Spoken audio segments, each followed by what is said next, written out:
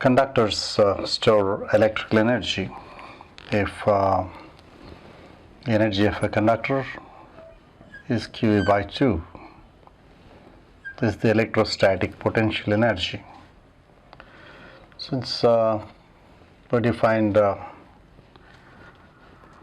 C as Q by V, you can replace this Q by CV, and this will be half CV squared. Or you could replace V with Q by C, it will be Q squared by 2C. Well, not much electrical energy can be stored in a capacitor because capacitors usually in microfarads, and we'll learn about the limit to V later. So it's not like we can store enough electrical energy in a capacitor, in a conductor, so we could use the energy for the household purpose, leave alone running huge machines. So these are mostly useful in electronic circuits. The energy stored by the capacitor can be used to change the behavior of the electron flow in electronic circuits.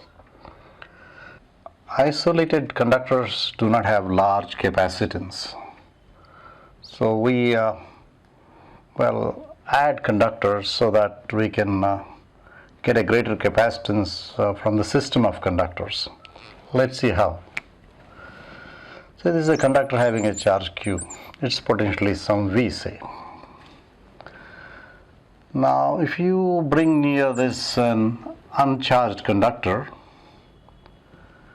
there will be induction, and a charge, negative charge, collects closer, and positive charge goes to the farther end. The effect of this negative charge which is closer would be to reduce the potential of this conductor. And this positive charge also affects, but the effect is not as significant as that of the negative charge. So potential of this gets lowered. So capacitance increases. Now we can earth this conductor, and when you earth the conductor, the repelled charge, this positive charge flows away. We are earthing this second conductor, and the positive charge flows away. So the effect of this positive charge going away is the potential of this further load. After all, the positive charge will cause the potential to increase here. So if that's gone away, then the potential of this further load's capacitance increases. The capacitance no longer is a property of this conductor. It's a pair of conductors we have here. So we call this a condenser, and capacitance of the system, capacitance of the condenser, is what we talk about. Let's see some arrangement of conductors which will give you a large capacitance. You should be able to realize that closer this conductor to the first one, greater the effect of the negative charge on the potential of this, which reduces the potential, so higher the capacitance. To get a feel of the calculation of capacitance of a condenser, of a capacitor, let's try a slightly unusual example. Let's imagine two spheres of radii R1 and R2 kept far apart. This is a very unrealistic kind of a capacitor. We would like the conductors to be very close, one having plus Q, the other having a charge minus Q. We imagine these charges, and these are far apart, so you can ignore the effect of the second conductor on the first conductor and vice versa. So we're asked what is the potential of the first conductor. Your answer would be Q by 4 pi epsilon 0 R1. And of course there will be a bit of influence of that, but that is very small compared to the influence of the charge Q right on the surface of this sphere. So this potential will be Q by 4 pi epsilon 0 R1. This would be minus Q by 4 pi epsilon 0 R2. So the potential difference between the conductors, that V would be Q by 4 pi epsilon 0 R1 minus Q by 4 pi epsilon 0 R2. Now to get the capacitance, we need the ratio C Q by V. This is Q comes out here, 4 pi epsilon 0 comes out here. This is 1 by R1 plus 1 by R2. So C, which is Q by V, comes out to 4 pi epsilon 0 in the numerator and 1 by R1 plus 1 by R2 here. That will be 4 pi epsilon 0 R1 R2 by R2 plus R1, well, R1 plus R2. That's the capacitance. We would have liked the second conductor to be very close to the first conductor so that the potential of this gets lowered, but just get a feel of the calculation. Well, basically capacitor is an arrangement of two conductors, plus Q, having plus Q and minus Q, and being placed very close to each other. This is just to get a feel of the calculation.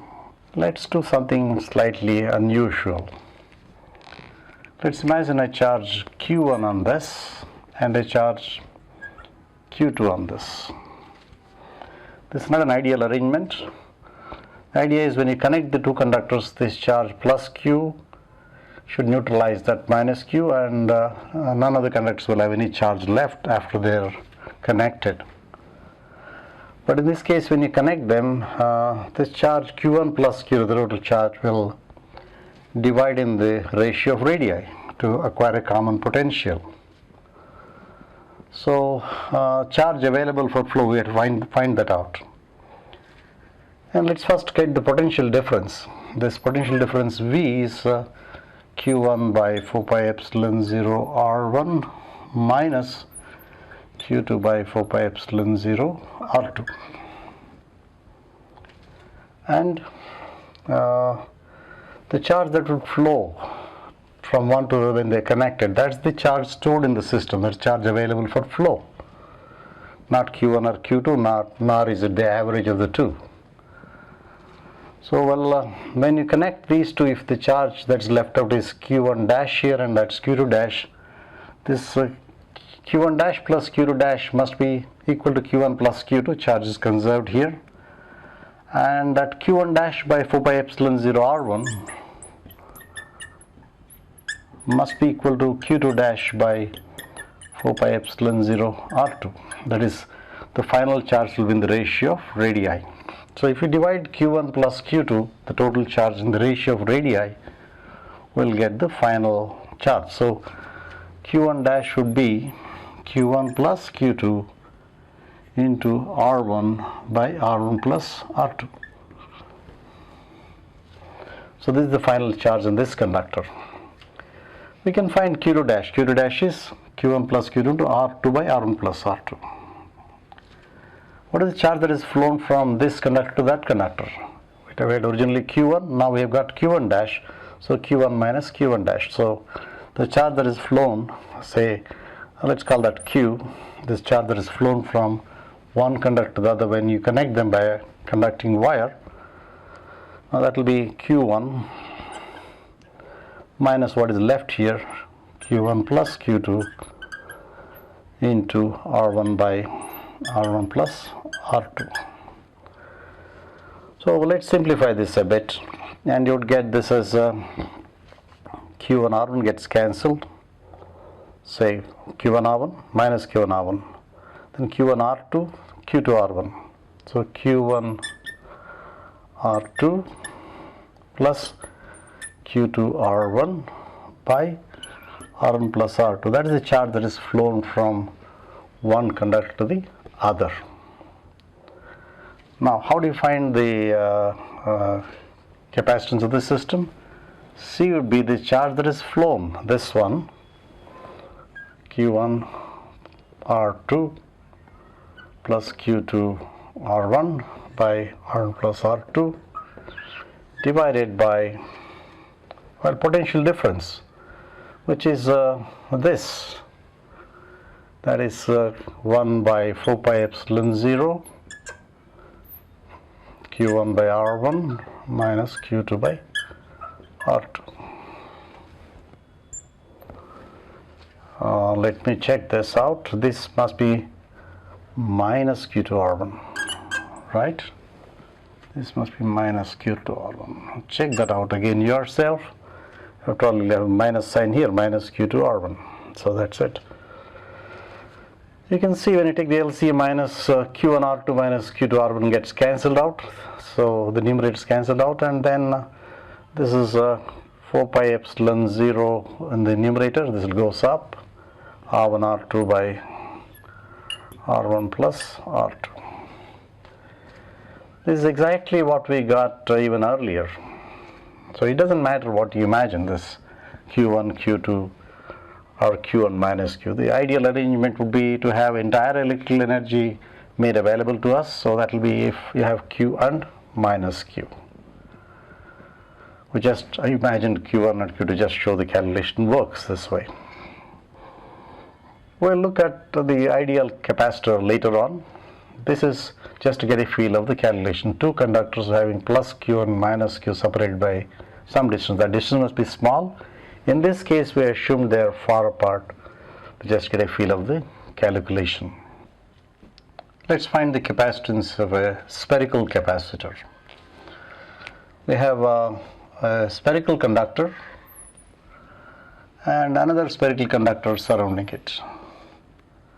Let the radii be A and B. Both are conductors here. Let's imagine a charge plus q here and a charge minus q here.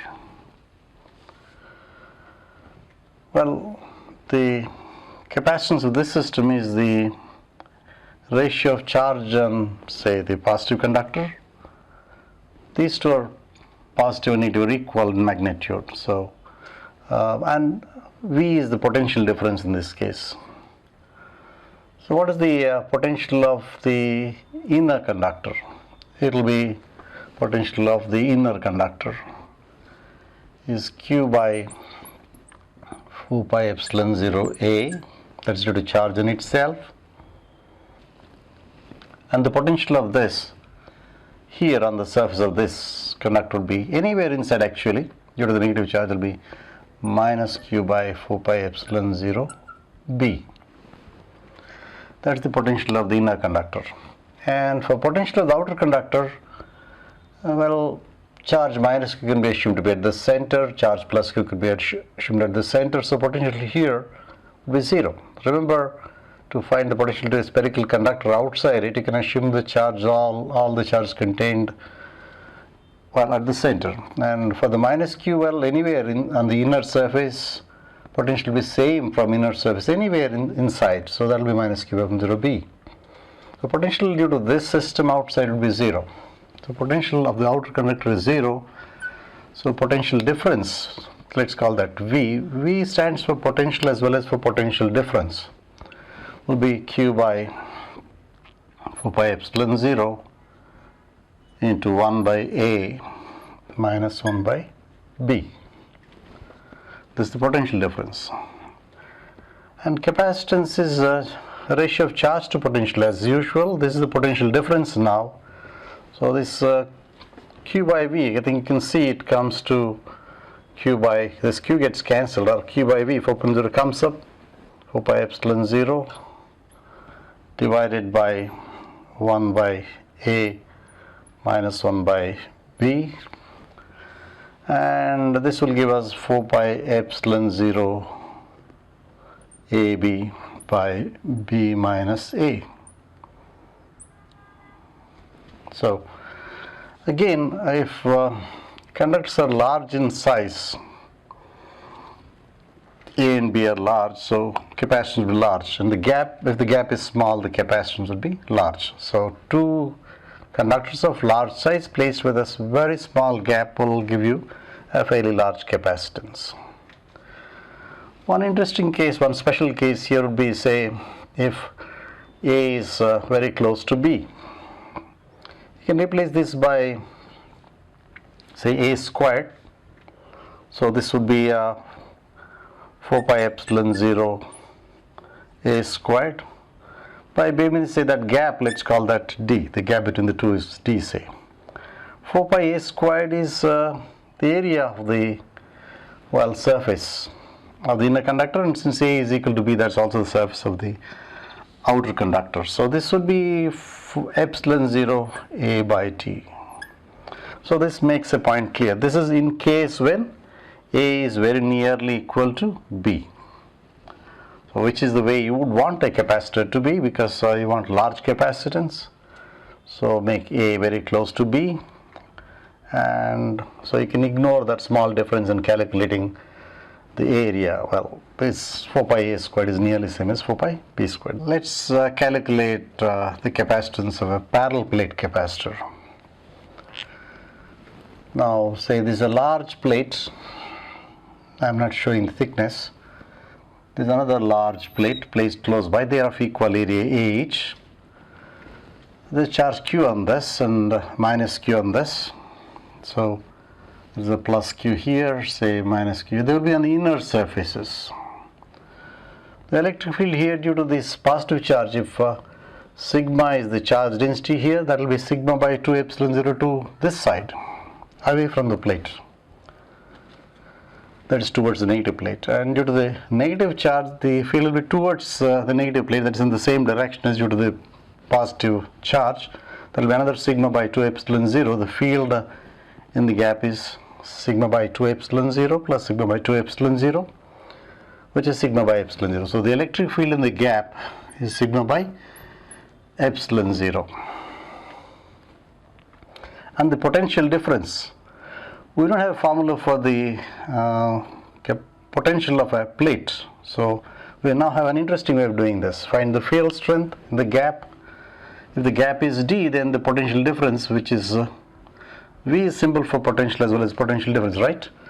Sigma by epsilon 0 into d.